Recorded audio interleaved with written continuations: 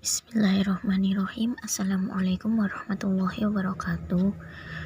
Perkenalkan, nama saya Hafifah Rahmatin Solehah, mahasiswi program studi pendidikan agama Islam. Saya di sini akan sedikit memaparkan tugas mata kuliah perkembangan kurikulum yang diampu oleh Dr. Muhammad Munadi, SPD, MPD.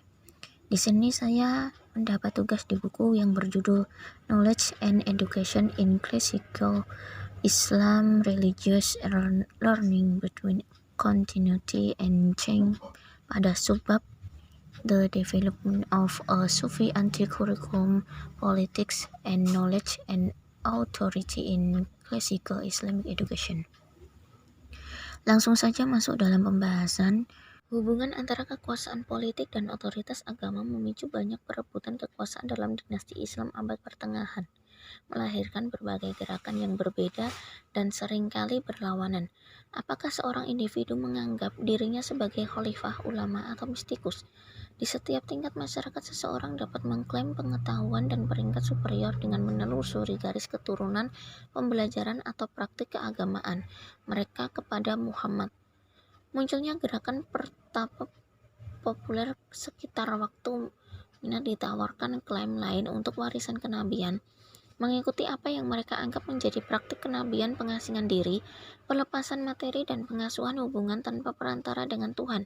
Para sufi mengambil pewaris kenabian tradisi untuk diri mereka sendiri, mengklaim pewaris sejati pengetahuan kenabian adalah para mistikus yang bisa mengakses pengetahuan yang dianugerahkan Tuhan daripada terpelajar. Bagi Abdurrahman As-Sulami, satu nenek moyang tasawuf yang dilembagakan, orang suci sufi yang sadar mereka menempuh jalan spiritual pendakian yang diresmikan oleh para nabi, berhak mewarisi pengetahuan kenabian melalui perwujudan perjalanan spiritual kenabian.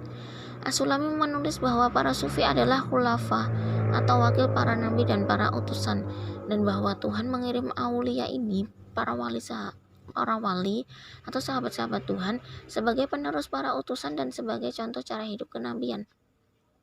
Dengan mempelajari perdebatan tentang otoritas agama, kami mengumpulkan beberapa wawasan penting tentang bagaimana pemerintahan khalifah berkembang dan menanggapi klaim ulama tentang pengetahuan, bagaimana konsep-konsep pengetahuan sufi yang dikembangkan sebagai tanggapan terhadap klaim ulama atas otoritas, dan bagaimana gaya belajar ulama berkembang sejalan dengan sufi mengklaim peneguhan agama yang lebih otentik.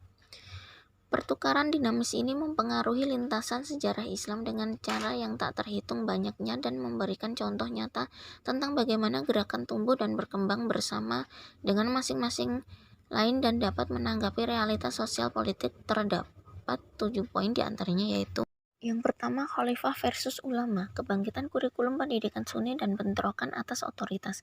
Sebastian Guenther menulis, Al-Quran di sini ada penekanan eksplisit pada gagasan bahwa hanya mereka yang telah mencapai tingkat pendidikan tertentu dapat memahami pesan Al-Quran dengan baik. Pada pertengahan abad ketiga atau ke-9, para ulama tidak memiliki sistem pembelajaran standar yang nyata, di mana seseorang dapat memperoleh gelar sebagai ulama setelah mereka mencapai tonggak tertentu atau memenuhi persyaratan tertentu. Pada saat itu, pendidikan adalah pengejaran pribadi yang tidak terstruktur. Sebuah individu yang mengabdikan diri untuk belajar akan duduk dalam lingkaran majelis yang dipimpin oleh seorang ulama yang sudah mapan, dan atas kebijaksanaannya sendiri akan memulai lingkaran pengetahuan sendiri ketika dia merasa siap dan tanpa tambahan kualifikasi apapun.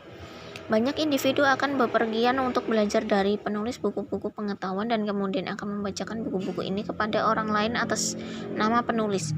Dengan kurangnya standar sekolah ulama, seorang penulis termasuk Ibnu Syahnun al-Jahiz dan Al-Farabi dimulai menyusun risalah dengan pandangan mereka sendiri tentang komponen yang diperlukan dari sebuah pendidikan yang baik bagi seorang ulama. Mempelajari karya-karya sentral tentang pendidikan dari abad kedua atau ke-8 hingga ke-9 atau ke-15 mengungkapkan bahwa benang merah mata pelajaran pedagogis perlahan mulai berkembang di era Abbasiyah yang terdiri dari ilmu-ilmu inti yang serupa. Kurikulum sering dimulai dengan membaca dan menulis bahasa Arab sebagai sarana untuk mengakses Al-Quran dan termasuk sejumlah mata pelajaran berikut: tarikh, tafsir, hadis, syariah, akidah, nahwu, shorof, dan puisi. Pada akhir abad kedua atau ke-8, Khalifah Harun al-Rasyid telah menggariskan silabus pembelajaran untuknya Putra Al-Amin, yang termasuk pembacaan Al-Quran, sejarah, puisi, hadis, dan balaghah. Yang kedua, Al-Sulami dan para Sufi. Dalam kebangkitan dan perkembangan pendidikan yang berpusat pada ulama, para gerakan Sufi formatif abad ke-5 atau 11 menempati peran yang signifikan dan kontra-hegemonik, khususnya dalam penghancuran dan reformulasi konsepsi pengetahuan dan otoritas. Guru Sufi Abdurrahman As-Sulami merusak penggunaan pembelajaran yang diperoleh sebagai penanda otoritas dengan secara bersamaan menumbangkan dan mengambil alih alat-alat tradisionalis yang memberikan ulama kekuasaan mereka. Dengan mengambil rantai transmisi, memformulasi ulang imperatif moral yang mendasari pendidikan Sunni dan mendefinisikan ulang peran pendidikan dalam pembentukan otoritas, Al-Sulami membawa Sufi maju sebagai otoritas tertinggi dalam masalah agama. Dia merusak kurikulum pengetahuan ulama yang mendukung program yang berakar pada etika spiritual. Al-Sulami mendirikan sebuah mode otoritas berdasarkan program etika spiritual, bukan kurikulum pembelajaran berbasis mata pelajaran terkenal karena mempelopori beberapa genre sastra Sufi, termasuk ensiklopedia komentar Sufi tentang Quran, ensiklopedia biografis tokoh mistik dan Tobaqot, sebuah volume sejarah Sufi, dan berbagai risalah etika dan polemik. As-Sulami mewakili periode konsolidasi bagi gerakan Sufi melalui produksi kanon tertulis tentang pengetahuan Sufi dan pendirian mode otoritas didasarkan pada pengetahuan pengalaman ilmu laduni daripada pembelajaran yang diperoleh ulum kasbiyah. Klaim atas pengetahuan pengalaman ini memungkinkan para Sufi untuk mengabaikan ulama sebagai otoritas berdasarkan apa yang mereka anggap sebagai yang asli. Keadaan pemahaman yang dianugerahkan secara ilahi berbeda dengan pembelajaran yang diperoleh ciri khas ulama. Yang ketiga, haqaiq at-tafsir, realitas tafsir. Perkembangan kurikulum pendidikan ulama yang mantap telah menjadikan otoritas agama sebagai jenis pembelajaran yang benar. Hal ini jelas dari As-Sulami, pengantar tafsirnya, bahwa mode pengetahuan yang luas dan sumber otoritas Al-Quran yang dominan berasal dari ilmu-ilmu yang mapan oleh para ulama. Dalam pandangan Sulami, tidak ada komentar yang komprehensif, yaitu yang memasukkan cara-cara mistik membaca Al-Quran sampai waktu diproduksi. Karena itu dia melanjutkan untuk mengumpulkan secara sistematis apapun yang relevan dan ucapan dia bisa menemukan dari informasi lisan atau tertulis dan untuk atur materi sesuai dengan urutan komentar yang sedang berjalan pada Al-Quran. Bagi As-Sulami, tafsir Al-Quran berdasarkan tradisi kenabian, sejarah, tata bahasa, atau sejumlah ilmu eksoteris mencerminkan tatanan yang lebih rendah pengetahuan dan tidak bisa mendekati realitas makna yang ada di dalam Al-Quran. Selanjutnya nomor 4, Tobaqot As-Sufiyah, generasi mistik. Sulami menggambarkan masa lalu dari tradisi spesifiknya sendiri sebagai perluasan kembali ke zaman Nabi dengan metode atau rute yang melayani untuk menghubungkan Sufisme dan dengan fondasi yang sama dengan Islam Sunni. As-Sulami menggunakan metodologi yang sama dengan tradisi muhadits di dalamnya Islam Sunni, yang berarti dia memiliki kepentingan dalam mengotentikasi ajaran dengan menelusuri mereka kembali ke Muhammad melalui rantai transmisi dari sumber yang dinilai dapat dipercaya. Dia menetapkan klaim untuk legitimasi versi tasawuf normatifnya melalui rantai otentik yang serupa transmisi, yang menempatkan mereka dan diidentifikasi sebagai Sufi paling awal sejalan sebagai ahli waris spiritual Nabi dan lebih khusus lagi para penerus tabi'in, generasi ketiga umat Islam setelah sezaman Muhammad dan orang-orang yang mengikuti mereka. Karena Tobaqot As-Sulami dimulai dengan generasi setelah tabi'in, ia menghadirkan generasi pertama Sufi sebagai generasi keempat dari Muslim.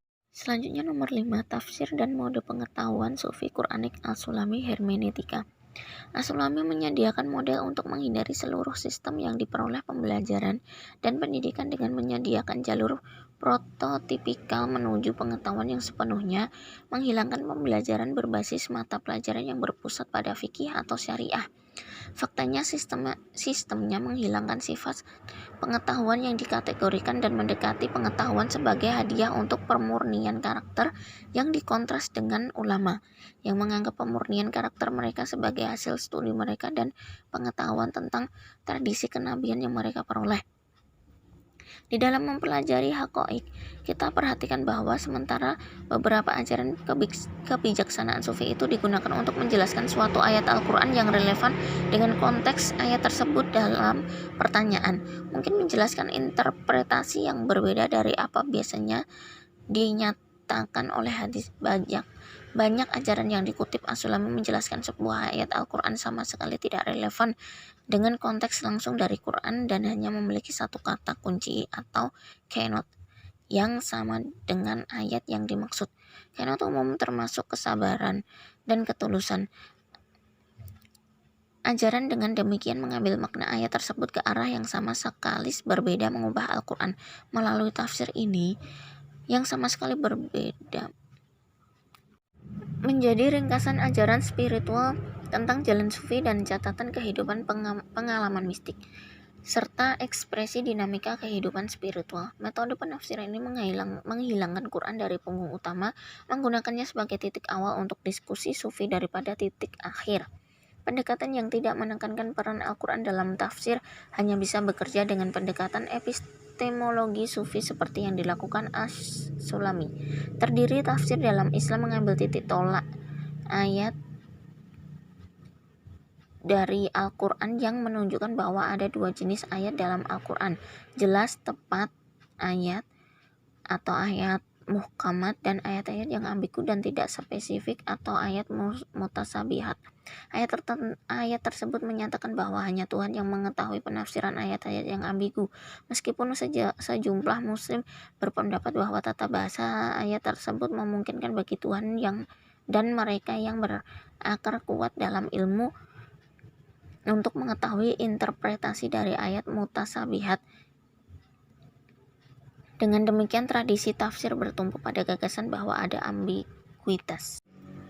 Selanjutnya, nomor 6, sufi yang terwujud sebagai cermin makna Al-Quran. Sejak As-Sulami memelopori produksi antologi tafsir sufi, ia dapat disebut sebagai pertama tokoh non-mufassir dalam tafsir sufi.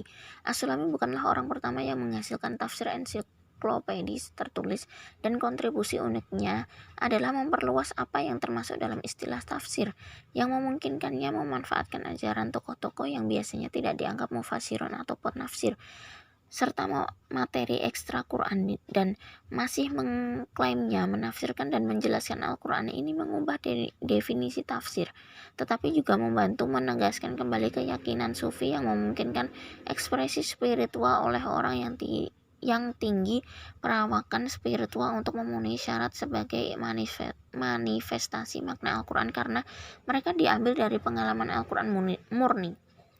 Pada masa Ibnu Arabi, gagasan tentang kesejajaran manusia menjadi pusat diskusi tentang siapa yang mampu menyampaikan pengetahuan Al-Quran yang benar.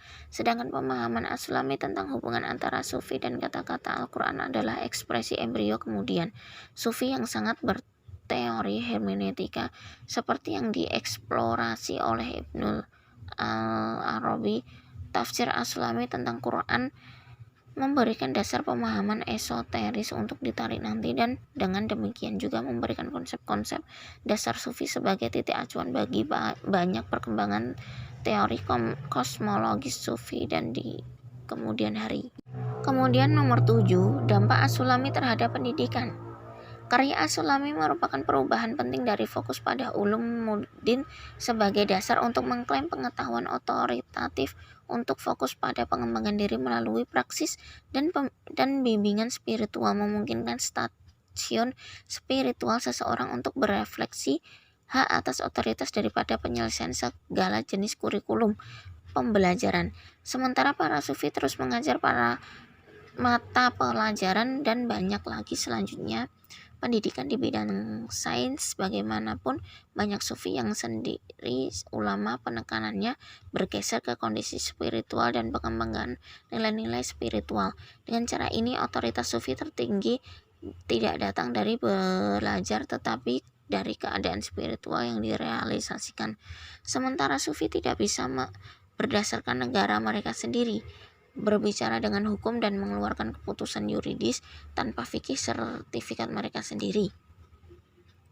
Pengaruh As-Sulami paling terlihat dalam pendekatan Al-Ghazali terhadap pendidikan, seperti terlihat khususnya dalam bukunya Ihya Ulumuddin, The Revival of the Religious Science, di mana Al-Ghazali memadukan kurikulum klasik pembelajaran ulama dengan kesiapan spiritual yang menjadi tujuan pelatihan spiritual sufi, bersikeras bahwa keduanya adalah prasyarat untuk pemenuhan tujuan spiritual tertinggi.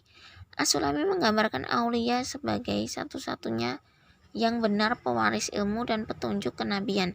Dengan menerapkan mata rantai transmisi sebagai sumber ajaran, As-Sulami menetapkan silsilah spiritual sebagai dasar untuk pengetahuan yang direalisasikan. Ini menciptakan saluran guru murid untuk kebijaksanaan. Meskipun pengalaman langsung seseorang pengetahuan dapat terjadi dengan atau tanpa bantuan seorang guru, garis keturunan memberikan bimbingan yang tepat untuk mempersiapkan diri bagi wahyu ilahi. Karena luasnya pengaruh dan sifat ambisius dari proyeknya, tulisan As-Sulami memberikan pandangan sekilas tentang politik otoritas yang terjadi pada abad ke-5 atau ke-11 dan perumusan konsep-konsep pengetahuan di era yang kaya dan beragam segera sebelum munculnya sistem madrasah yang masih berlaku di masyarakat Sunni saat ini.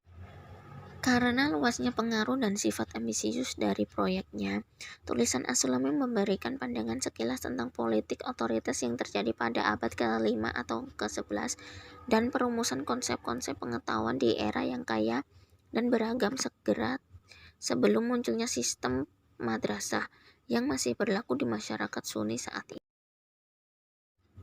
Kemudian yang terakhir adalah kesimpulan. Perkembangan kurikulum pendidikan ulama telah menjadikan otoritas agama sebagai jenis pembelajaran yang benar. Mungkin cukup sekian pembahasan dari saya. Apabila ada salah kata, saya mohon maaf yang sebesar-besarnya. Billahi taufiq wal hidayah. Wassalamualaikum warahmatullahi wabarakatuh.